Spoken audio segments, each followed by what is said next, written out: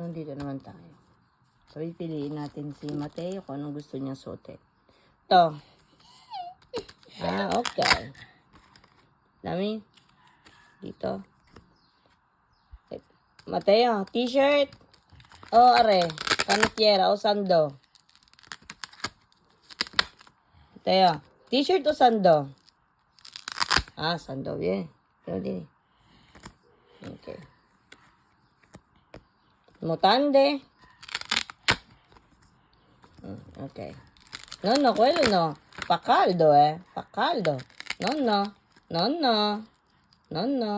No. Okay. Fa caldo, Matteo. Guarda, Matteo. Magsasapatos ka, ha?